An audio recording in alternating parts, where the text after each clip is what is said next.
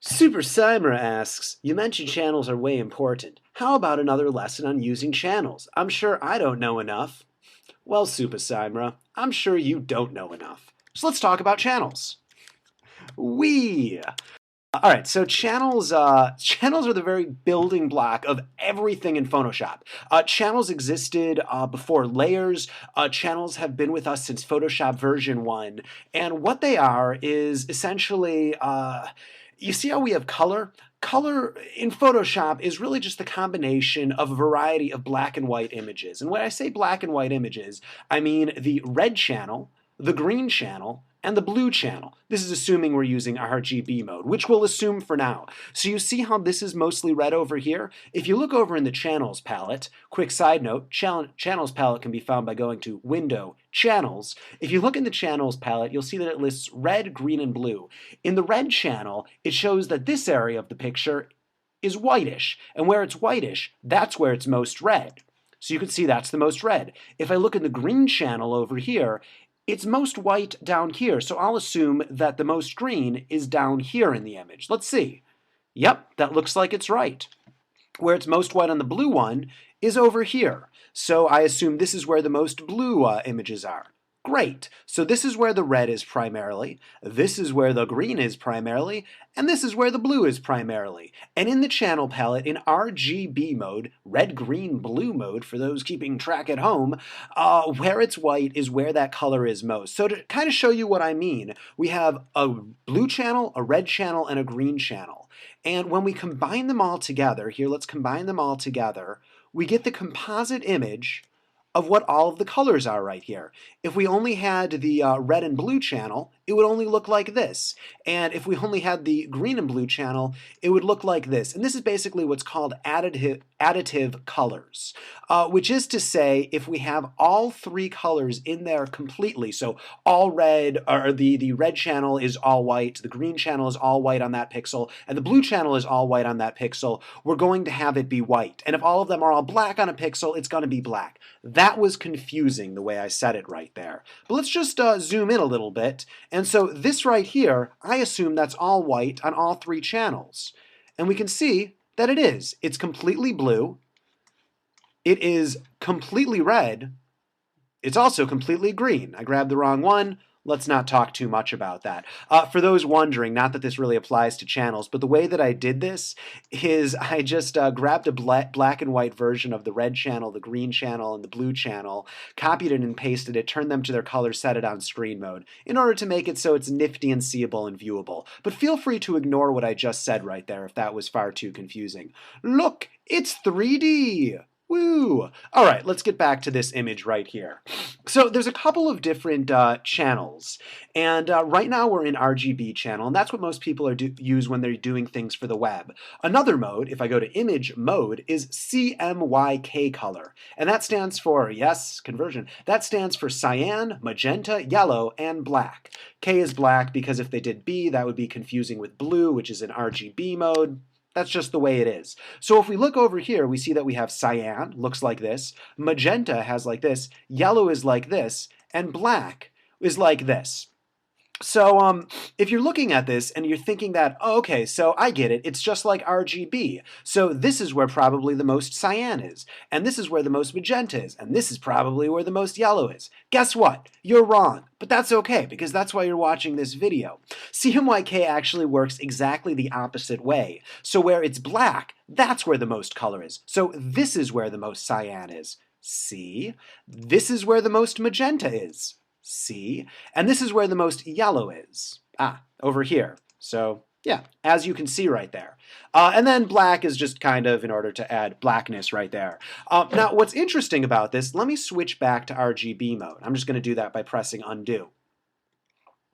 So I'm just going to go between these two and check out the channel palette when I do that. You'll notice that it actually doesn't change that much.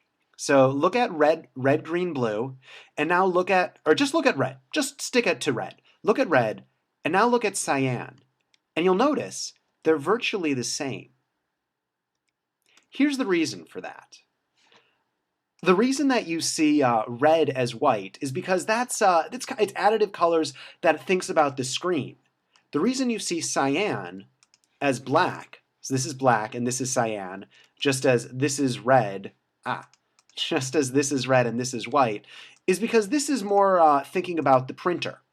And the printer is going to lay the black part as a layer of cyan. Now here's the thing. Red is a complementary color with cyan, which is to say they're opposites. Green and magenta are opposites, and blue and yellow are opposites. So if we're seeing it be black where yellow is showing up, and we're seeing it be white where blue shows up, that's going to be the opposite right there. I'm not sure if that completely made sense, but I'm pretty sure it did, so I'm going to keep going on. All right, so you're looking at this, and the question is, all right, this is great. I can see that it's made up of this red, green, and blue. When you combine them together, that's how we get a color image in Photoshop. Whenever we look at a color image, any color image at all, it is made of these red, green, and blue channels, each of them individually black and white. But because with those three primary colors we can create any color, we get all the colors of the rainbow with that. Why does this matter? I mean, it's cool from a theory perspective to know what's going on behind the scenes of Photoshop, but, really, why does this matter? Well, let's take a green screen photograph here. Let's do a little bit better one like that. Now, I'm going to look at the individual channels here. Red, green, blue. So you'll notice that if I go to green, green is all white, and these are all colors. So if I were to copy this channel out, paste it in right here, and let's go to layers here. You can see it pasted as its own layer. And then I'm just going to do a quick curves correction, and let's set this as white and just everything else as black. Here we go. That looks pretty good right there. I'm going to say OK, copy this, and just copy this and say create a mask for this, paste in the, paste in this right here into the mask. Let's actually invert it. Very simply, because we were able to understand how channels worked, we were able to very quickly get a selection of this on a green screen. Now that was a little bit confusing, so I actually have a video dedicated to exactly how to do that. So if you just click this box right here, this little fadey gradient thing, here I'll even type it in right here. Box over here, you can actually go to a much more in-depth thing of moving channels into masks. So anyhow, that's one use of using a channel right there. So that's one great thing about channels. What's another great thing about channels? Well, I showed you RGB mode. I showed you CMYK mode. There's one other mode that you can do channels in, and that's LAB mode, and very few people know about this mode. The way that this mode works is instead of breaking it into red, green, blue, or cyan, magenta, yellow, and black, it breaks it into lightness, A, and B. And what A is, it's a gradation of colors from purple to green, and what B is it's a gradation of color from yellow to blue. I'm not going to get into LAB mode because this can be a little bit confusing right here. Dan Margolis. Google Dan Margolis LAB color, and you will see some amazing results of things to go into LAB color. It gets a bit of depth, but one thing you can do with LAB color is if you only affect the lightness. Here, let's actually go here. Go into curves. You can see I can affect lightness channel, A channel, or B channel. If I'm only affecting lightness, I can actually control the contrast with having absolutely no impact at all on the hue. Anyhow, this is something I imagine you're not going to get into if you're doing channels for the very first time. Let me show you one other thing that's pretty amazing with channels and how it's very much the building block of how everything's based off of. Let's say that I wanted to turn this into black and white. This is a terrible picture to turn into black and white, but hey, let's say I wanted to do it. So I'm going to click on black and white right here, and in my properties panel this pops up. Oh, Photoshop CS6, you so exist now. And what you'll see exists is red, yellow, green, cyan, blue, and magenta. Sound familiar? It should. It's the three channels of red, green, blue, and the three channels of cyan, yellow, and magenta. So all we're doing is we're mixing and matching those three individually black and white images, and it's a matter of how much of each do we want to show. Is that confusing? You look confused. I'm seeing on your face you're a little bit confused. All right, so let me show you exactly what that's doing. If I were to copy the red channel, here, let's move the layers out and paste that in. Here we go. Here Here we go. So you see what I needed to do in order to paste it in was to see all of the RGB colors by clicking on RGB, then press paste. Let's call that red. And then I'm going to go to the green channel and press Control Copy and then paste it. And let's call this green. And then go to the blue channel, select it all, and then paste that in. And let's call this, you guessed it, blue. Now all that I'm doing when I'm moving those sliders around is I'm basically affecting the opacity of how much green do you see, how much red do you see, and how much blue do you see. So I'm going to actually set the background as, I don't know, let's just do it a neutral gray. So let's set this to a completely 50% gray. I assure you I know how to do that. It's probably just 50-0-0. There we go. And I know that because L goes from 0 to 100, and I know how channels work, and I'm super smooth like that. No amount of knowing Photoshop is going to make you super smooth. Just going to tell you right there. That's just a fun fact. Photoshop does not help you with the ladies. That's just a sad thing about it. And really all I'm doing is I'm moving around the opacity. And that's what's happening when here, let's delete all of this right here. That's basically a simplification of what's happening when I go to black and white and I just move these sliders around.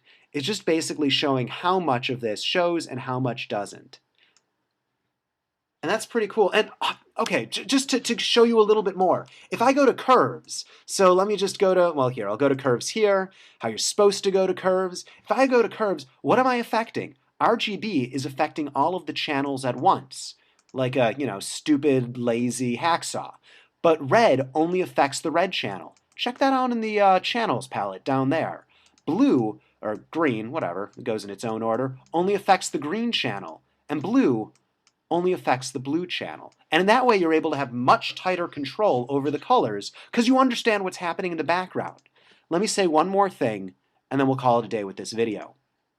One good thing to understand about R, G, and B is the opposite of red is cyan, the opposite of green is magenta, and the opposite of blue is yellow. How do you remember that?